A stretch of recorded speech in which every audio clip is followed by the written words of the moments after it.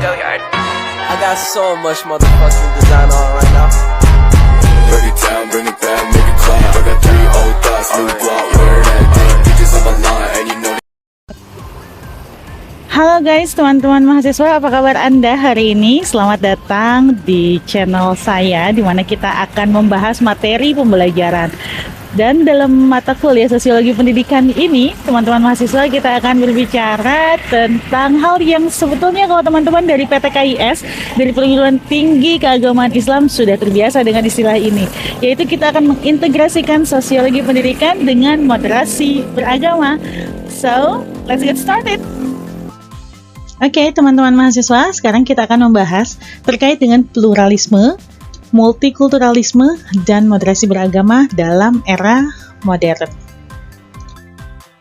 Teman-teman mahasiswa, seperti yang kita ketahui bersama bahwa negara kita, Indonesia, memiliki anugerah yang begitu besar dalam hal keberagaman atau keragaman.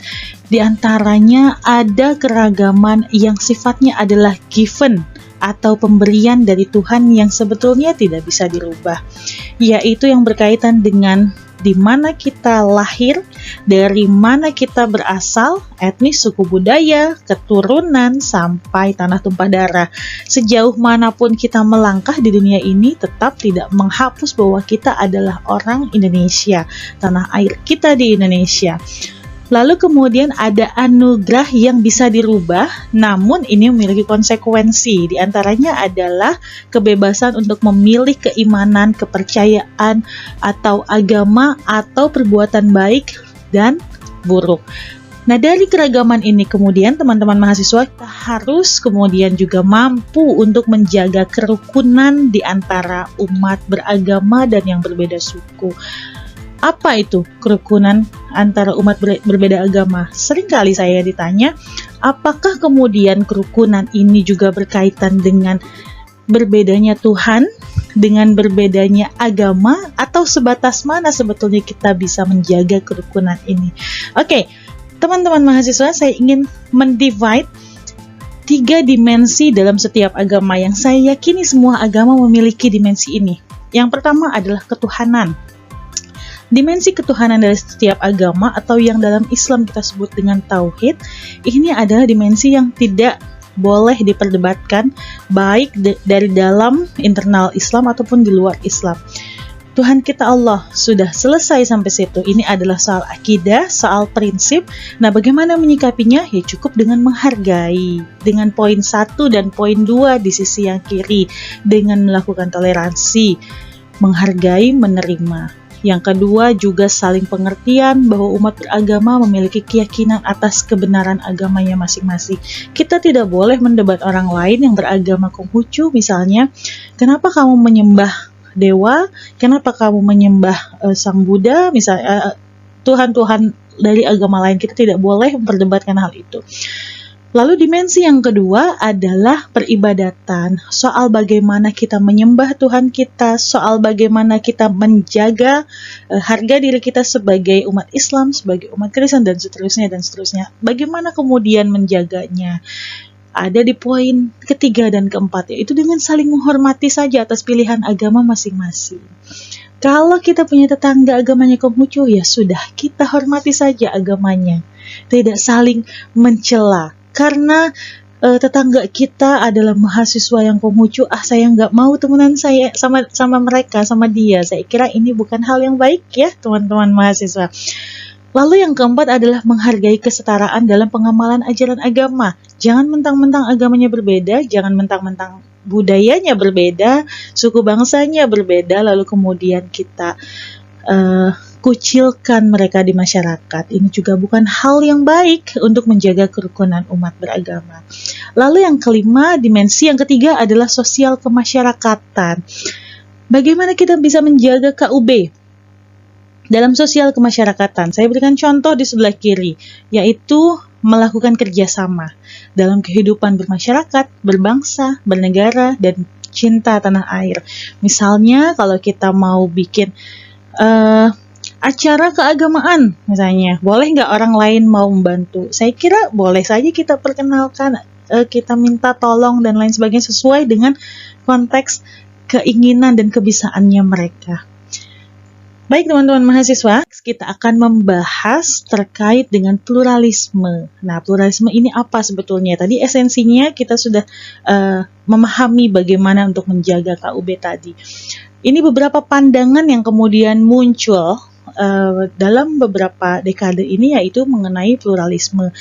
Pluralisme sendiri adalah penerimaan terhadap perbedaan dalam masyarakat. Ada yang dikatakan pluralisme agama, ada yang dikatakan pluralisme budaya, pluralisme ras yang ada di sekitar kita, dan seterusnya dan seterusnya. Selain pluralisme, kita juga mengenal istilah multikulturalisme. Yang ini sebetulnya adalah juga sama-sama sikap menghargai, sikap menerima orang lain atau komunitas lain, tapi memiliki perbedaan. Kalau pluralisme tadi adalah sikap individu dari kita kepada orang lain yang berbeda agama, bangsa, dan lain sebagainya. Dan multikulturalisme adalah sikap dari komunitas kebudayaan kita dalam membuka dirinya dengan kebudayaan lain, dengan agama lain, dan lain sebagainya.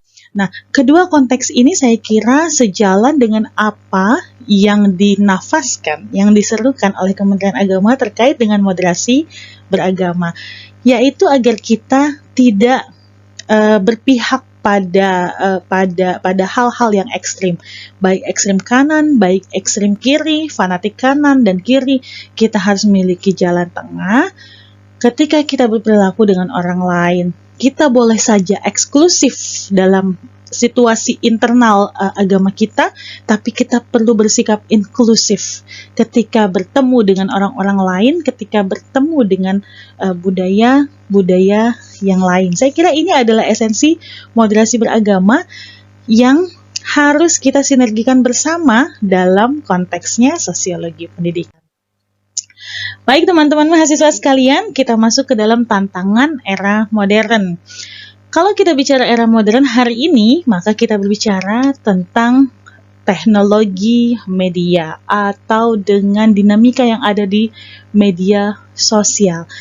Hari ini bahkan bukan hanya generasi alfa, bukan hanya Gen Z, bukan hanya generasi milenial, tapi generasi di atas-atasnya juga semakin terbuka dengan perkembangan teknologi. Bahkan kerap teknologi digital ini menjadi satu entitas baru yang mengiringi perjalanan kita di dunia nyata, gitu ya. Lalu dalam konteksnya komunikasi, karena sosiologi pendidikan yang kita ampuh saat ini di bawah prodi komunikasi, ya, komunikasi penyiaran Islam, saya ingin kita sama-sama mengingat ya teman-teman bahwa dalam mata kuliah komunikasi massa, bahwa media massa ini memiliki karakteristik yang harus ada penulisnya, editornya, sampai kemudian gatekeeper. Sementara dalam media sosial, tahapan-tahapan itu tidak terjadi. Kadangkala penulisnya dia satu orang, editornya juga satu orang, kemudian gatekeepernya juga satu orang. Jadi filterisasinya atau penyaringannya sampai kemudian postingan itu tayang ya hanya berdasarkan nilai subjektif si pemilik akun saja.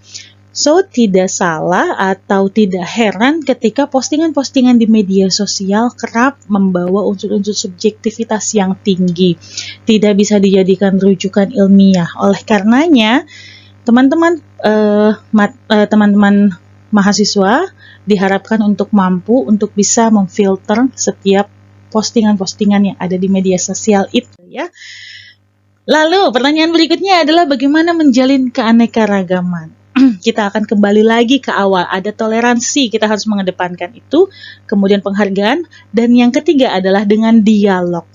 Jadi ini sebetulnya dialog ini adalah esensi dari tokoh-tokoh dalam kajian pluralisme, mengedepankan dialog dengan saling terbuka, dengan saling membuka diri terhadap agama-agama lain, terhadap budaya-budaya lain. Yuk kita berdayakan atau kita budidayakan dialog ini, gitu ya. Nah, ini adalah contoh praktek keanekaragaman. Selain dialog lintas agama, kita juga bisa saja kita berkunjung ke rumah-rumah ibadah agama lain, boleh saja, atau rumah-rumah yang memiliki adat budaya yang sangat berbeda gitu. Jadi kita lebih memahami kenapa kemudian agama ini melakukan ritual seperti ini, kenapa budaya ini melakukan ini di setiap beberapa waktu tertentu misalnya gitu. Kita akan lebih terbuka dengan perbedaan, kita akan lebih mampu menerima seiring sejalan ketika kita sering melakukan hal itu. Oke, teman-teman mahasiswa, saya kira cukup untuk kesempatan kali ini. Terima kasih. Saya ingin mengatakan bahwa keanekaragaman bukanlah ancaman, tetapi justru menjadi kekuatan dan kekayaan. Kita harus menjaga keanekaragaman dengan toleransi, penghargaan, dan dialog. Dan teman-teman mahasiswa, mungkin satu permintaan saya ingin menugaskan teman-teman mahasiswa untuk bisa melihat pada lingkungan sekitarnya, di tempat teman-teman tinggal semua, untuk menganalisa bagaimana penerimaan terhadap pluralisme, terhadap multikulturalisme yang ada di masyarakat kalian, lalu hubungkan dengan konteks moderasi beragama. Selanjutnya kita akan bicara di dalam kelas ya. Baik, terima kasih teman-teman mahasiswa, dukung selalu kami, menghormati bukan mengikuti, menghargai bukan mengimani. Wassalamualaikum warahmatullahi wabarakatuh. I got so much motherfucking design on right now. Break it down, bring it back, make it clap. I got 3 old thoughts, new guap.